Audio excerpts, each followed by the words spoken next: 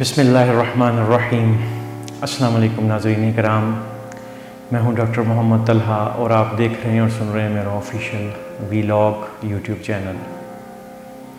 ناظرین کرام، سب سے پہلے تو آج کا دن میں نام کرتا ہوں ہمارے برادر اسلامی ممالک ترکی اور شام، لبنان اور دیگر جہاں پر شدید زلزلے کے باعث آفت کا منظر ہے، قیامت صغریٰ کا منظر ہے۔ میڈیا پر تمام لوگ دیکھ رہے ہوں گے، جن کو ہم شیئر بھی نہیں کر سکتے، کہ کس طریقے سے دبے ہوئے منہدم عمارتوں میں سے لاشیں نکل رہی ہیں اور کچھ لوگ زندہ بچے ہوئے نکل رہے ہیں۔ وہاں پر شدید قسم کی موسمی صورتحال ہے۔ اللہ تبارک و تعالیٰ سے بس دعا ہے کہ اللہ تعالیٰ اس دکھ درد کی، اس آفت کی اس گھڑی میں ہمارے ان بہن بھائیوں کی مدد کرے اور انہیں اس سے صبر کے ساتھ، استقامت کے ساتھ نکلنے کی توفیق عطا فرمائے، آمین۔ تو ناظرین کرام، اب میں اپنے ٹاپک کا آغاز کرتا ہوں۔ میرے آج کے ویلاگ کے ٹاپک کا نام ہے بدلتے موسم اور سانس گلے کی بیماریاں۔ ناظرین کرام، ہم نے دیکھا ہے کہ جس وقت موسم گرما سرما میں جا رہا ہوتا ہے اور سرما گرما میں آ رہا ہوتا ہے، یعنی کہ جو ٹرانزیشن کا موسم ہوتا ہے، جسے ہم سپرنگ کا موسم کہہ لیں یا معتدل موسم کہہ لیں، تو ہم اکثر دیکھتے ہیں کہ ٹمپریچر کا جو ڈفرینس ہے وہ باڈی ٹمپریچر کا اور ایکسٹرنل ٹمپریچر کا وہ کچھ ڈفرینس بہت کم ہو جاتا ہے، چلڈ فیکٹر ختم ہو جاتا ہے، دھوپ کی شدت محسوس ہونا شروع ہو جاتی ہے، جس کی وجہ سے لوگ بد پرہیزی کر لیتے ہیں، جس کی وجہ سے اکثر میں نے اپنی پریکٹیکل لائف میں دیکھا ہے، اپنی کلینک وغیرہ پر دیکھا ہے اور اپنے ہاسپٹل میں دیکھا ہے کہ چھوٹے بچوں سے لے کے بزرگ بوڑھوں تک تمام لوگ گلے خراب، سانس میں دشواری، گلے میں خراش، سینے میں جکڑن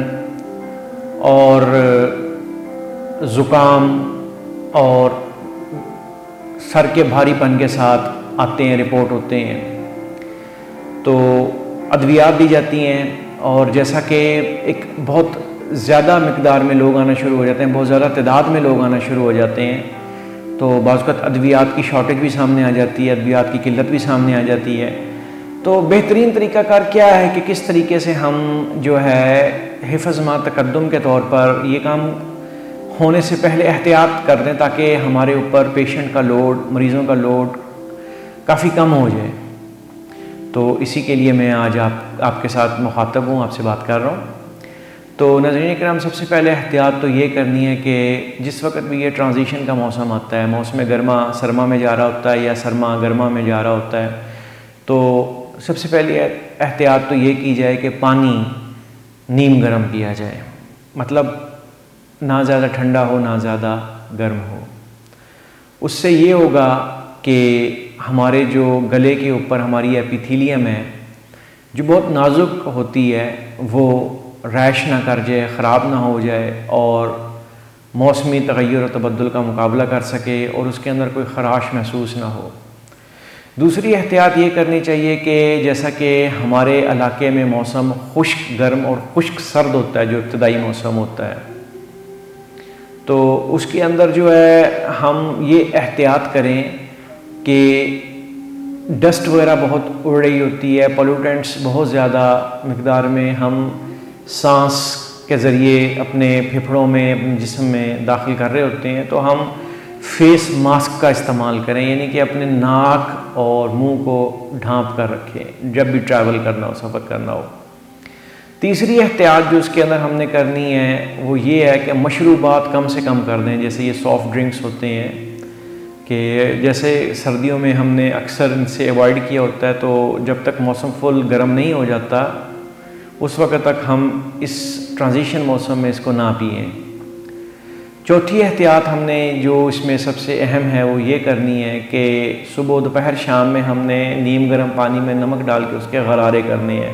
اس سے جو بھی پولوٹنٹس گئے ہوتے ہیں، جو ایپیتھیلیم اس تہہ کو جمے ہوتے ہیں، وہ سارے کے سارے ریلیز ہو جاتے ہیں، نکل جاتے ہیں. اس کے علاوہ ہم نے احتیاط یہ کرنی ہے کہ جو ہم نے اپنے کپڑے ہیں، لباس ہے، اس کو بالکل ہی گرمیوں والا نہیں کر لینا، اور اگر کوشش کرنی ہے کہ تھوڑا سا جسم کو وہ لباس گرم رکھے، جسم کو ذرا ٹھنڈ نہ ہونے دے، تاکہ ہمارے جو باڈی کا ریئیکشن ہوتا ہے سردی کی طرف، وہ ریئیکشن سامنے نہ آئے. اور جو احتیاط ہے جو ہم نے کرنی ہے وہ یہ کرنی ہے کہ کھانے پینے میں تلی ہوئی چیزیں، آئلی چیزیں، مرغن چیزیں، تیز مرچ مسالے والی چیزیں، ان سے بھی ہم نے اوائڈ کرنا ہے، پرہیز کرنا ہے.